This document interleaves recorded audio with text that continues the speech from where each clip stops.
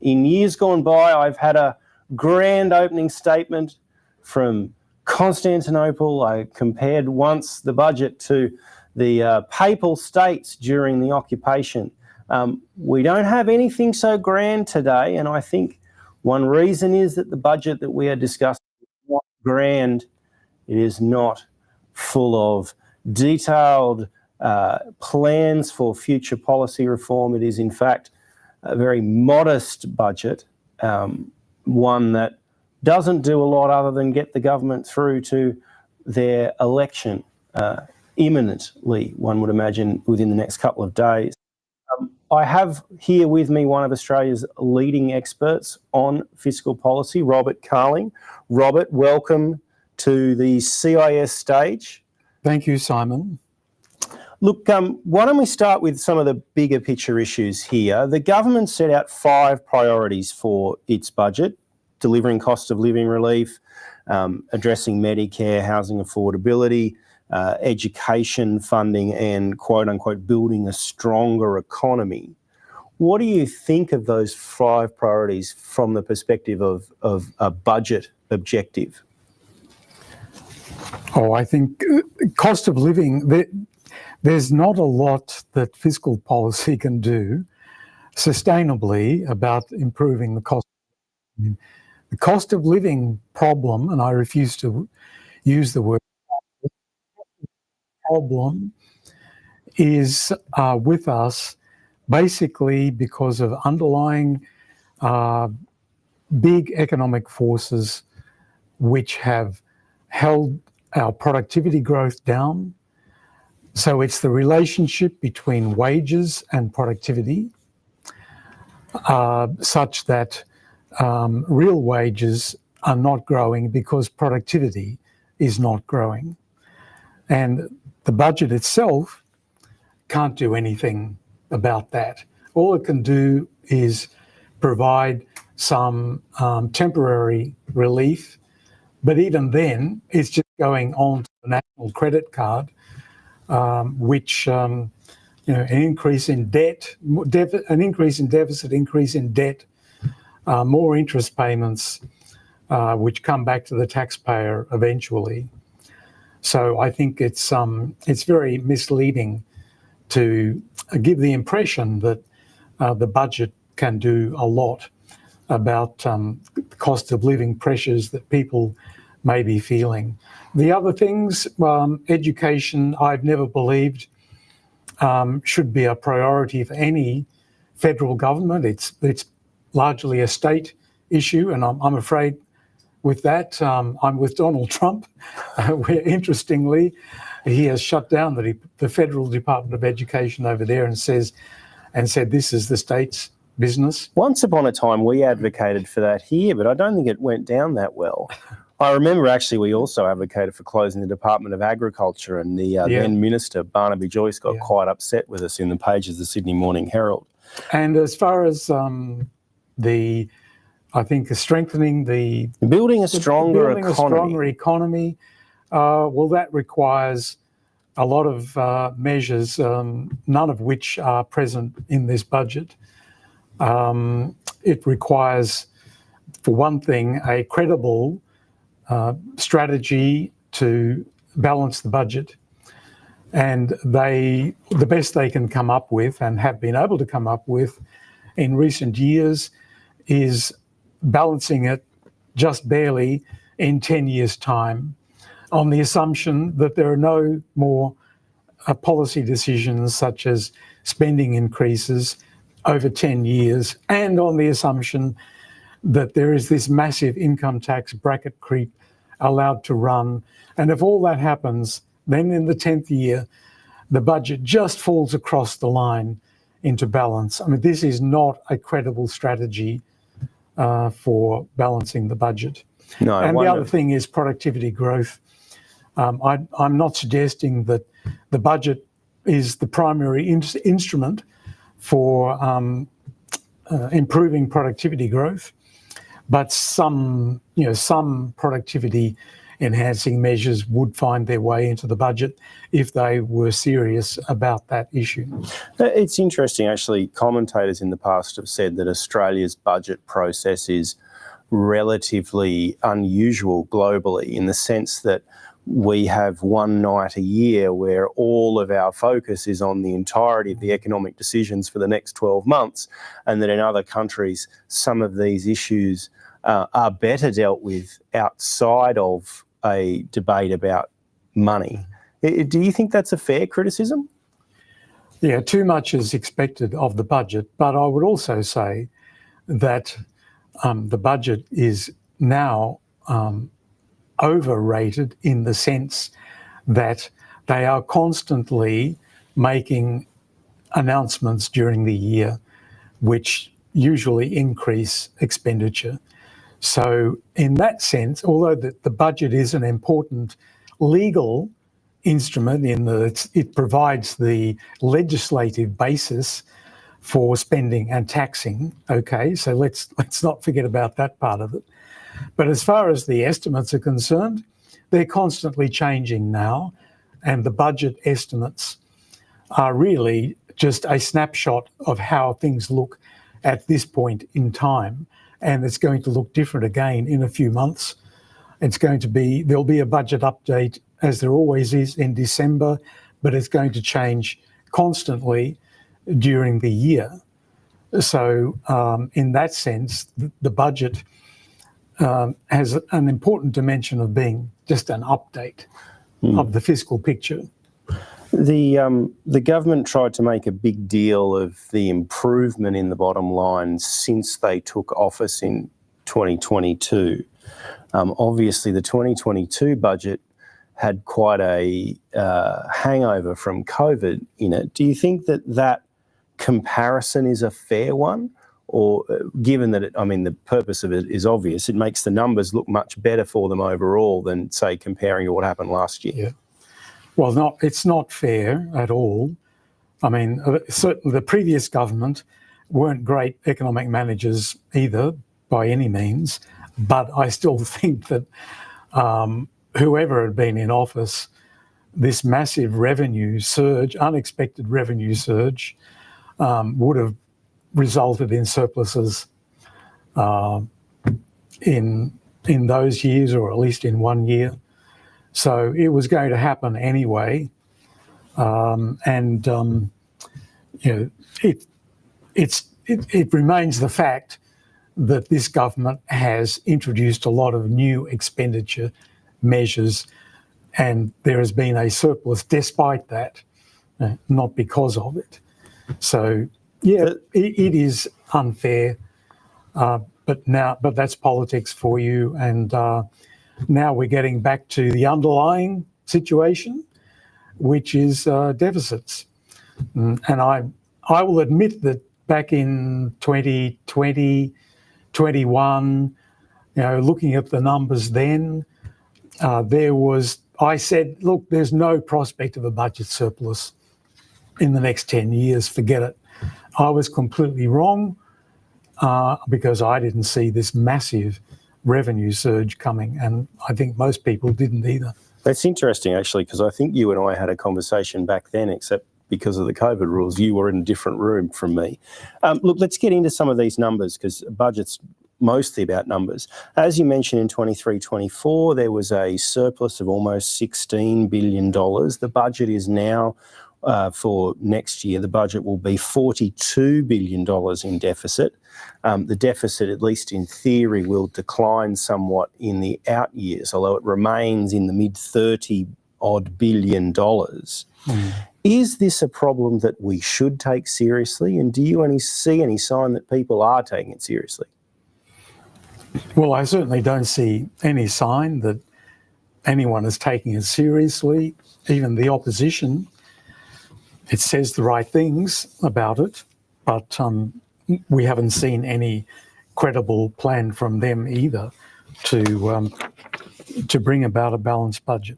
No, I think, look, these numbers, if that's all that happens, a deficit of 1.5% or so of GDP, is not going to destroy us. But is that what it is really going to be? Or is there a lot more spending that's going to be unveiled, that's going to make it larger? Probably, it is probably, these numbers would probably be consistent with stabilisation of debt as a percentage of GDP, if that's your criterion, and the current level of debt relative to GDP is not dramatically high.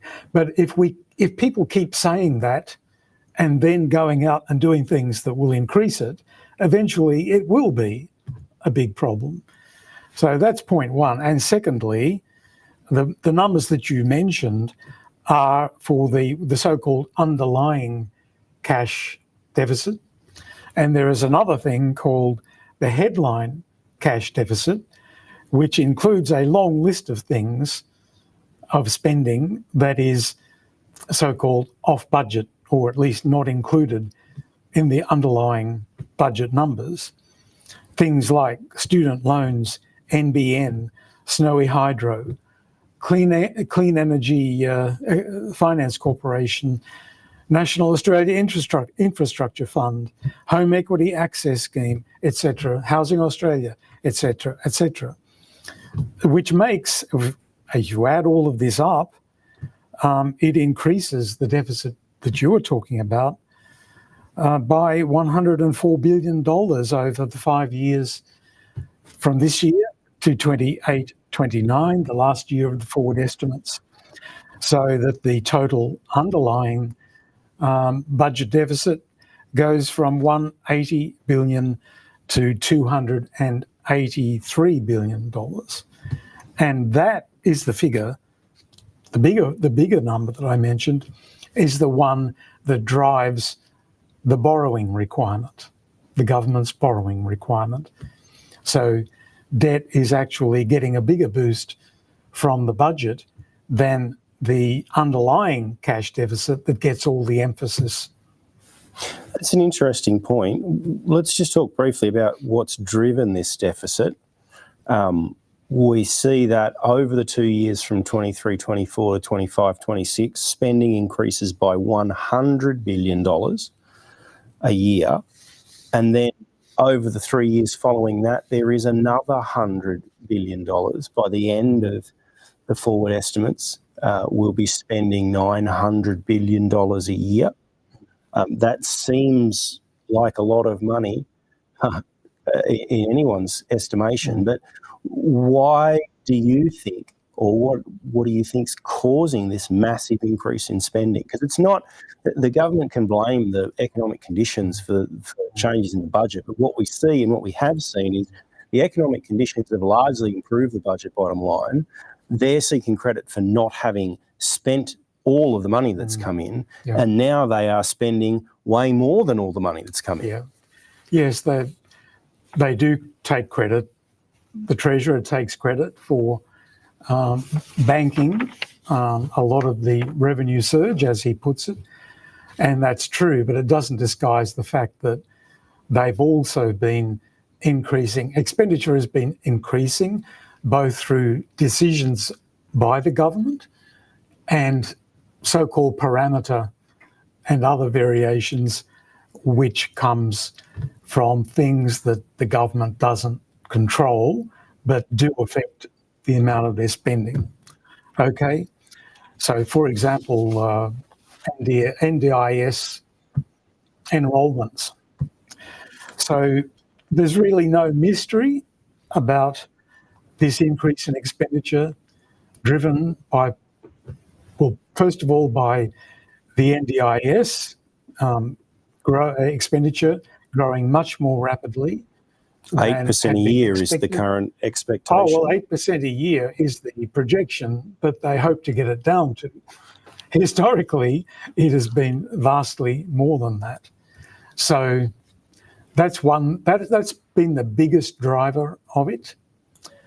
But it's also aged care. it's child care subsidies, it's education, particularly the federal share of school funding, and it's public debt interest has been growing. Well, that's very currently the rapidly. fastest growing government program in the budget at Yes. 10% a year. Interesting enough, I had a conversation on ABC Radio with Dr. Cassandra Goldie, who was talking about how much it would cost to increase the New Start payment, or it's a job seeker now, right? Interesting enough, you could more than fund that simply by the increase in interest rate payments that we're making as a result of all this debt, although, of course, that would add to spending and thus to debt anyway. But so NDIS is a big one. The government really has struggled to get that under control. So did the previous coalition government. Do you get a sense, though, because this budget obviously has been delivered in the very last days of this government prior to election, do you get a sense that the public is aware of the scale of the increases in spending, the lack of return for some of this money, and that possibly they might be interested in supporting a government to cut some of this waste? I don't think the public has a very detailed knowledge of where their dollars go, even though every income tax notice of assessment comes with annual income tax notice of assessment comes with a list attached to it. I think that was Joe Hockey's innovation, showing the composition of expenditure and so where your tax dollars go. So no, I don't think the public has. The public has a general sense of awareness of there being a lot more spending, but I don't think they have a detailed knowledge. And it's up to us, organisations like the CIS, to try to educate them on that matter. So I think that, the public still like free goodies, I'm afraid, from the budget. Unfortunately, there has come to be an expectation that every budget has more free goodies to hand out, and if it doesn't, then it's a failure. Well, that's right, because you get on the loser column in the budget if you don't win. You don't get extra money, as if the default position is that everyone should get more. Exactly. Yes. Let's talk about something that they do get, which is a tax cut. In fact, technically, I think it's 2 tax cuts because governments like doing these things in stages now. The current rate of tax for those earning a touch over 18,000 up to 45,000, I think the number is, they're currently paying a marginal rate of 16%. Next year, that'll decline to 15%. The year after, that'll decline to 14%. What does that tax cut actually mean for taxpayers in terms of dollars returned? Well, it means very little, actually. So if someone between 18,200 and 45,000 would get something between $0 and $5 a week, and everybody above 45,000, it will be $5 a week. That's in 1 July 26, and then from 1 July 27, that becomes $10 per week. So as an answer to, if it's meant to be an answer to cost of living pressures, then it's an exceedingly modest answer. But it does still cost the budget a substantial amount, even giving everybody $5, every taxpayer, that is, $5 a week, costs $3 billion in the first year. So, and the Treasurer says, well, this is handing back the proceeds of income tax bracket creep, one way of doing it, but it's a very incomplete way, because it's just happening, it's for 2 years, and then things go back to, I mean, I don't mean that the cut is taken back after 2 years, but to fix bracket creep, you have to do something like that every year. And they're not doing it in 25/6. It would have to be more than that too, right? Like if you think about, even at the moment, so the predictions for inflation in the budget, I think, are 2.5% for this year, 3% for next year. That will, for the average taxpayer, by the time they actually get this tax cut, won't that all of that money and then some be eaten up by bracket creep on their income? Yes, if you take the current year, 24/5 as the base, that's the year that the stage 3 income tax cuts took effect. So that's the new base year. So there's bracket creep in 25/6, which is unattenuated, and then it happens every year. And so this is incomplete compensation. And secondly, the government is relying on bracket creep to continue to achieve this balanced position in 10 years' time. So there's really 10 years of bracket creep built into their numbers to achieve budget balance, unless something else changes before then. And there's 2 years of modest compensation in there. So, I've crunched some numbers, and I think that over those 10 years, someone on average weekly earnings and someone on half average weekly earnings, they're being compensated by these tax cuts just announced to the extent of about 20% at most of what they will lose through bracket creep over those 10 years. 20% at most.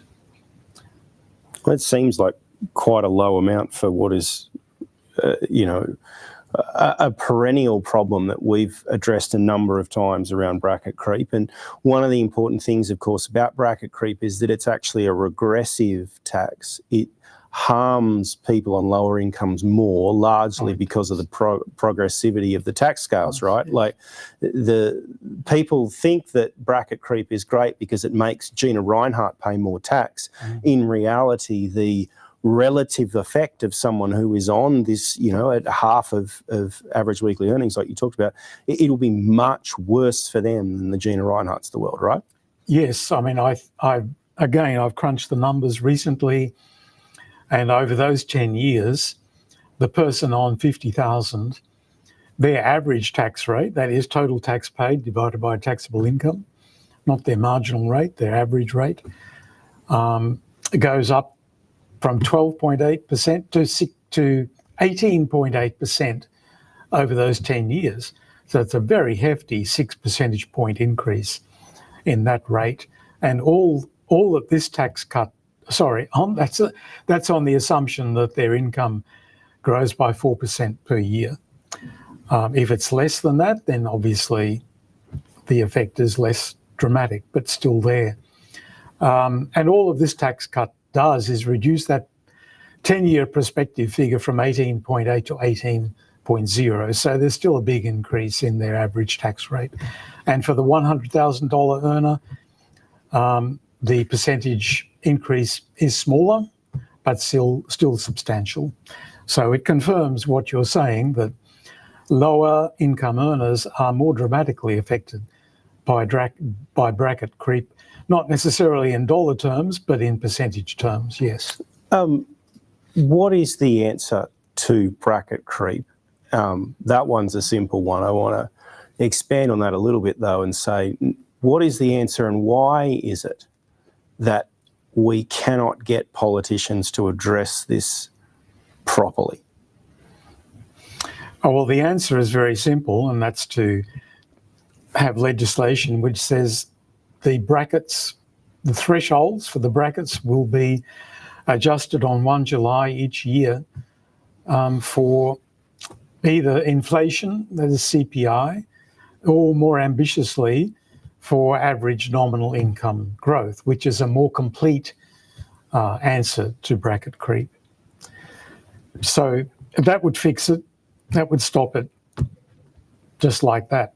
But why can't it be accepted? And it does happen in some other countries, by the way.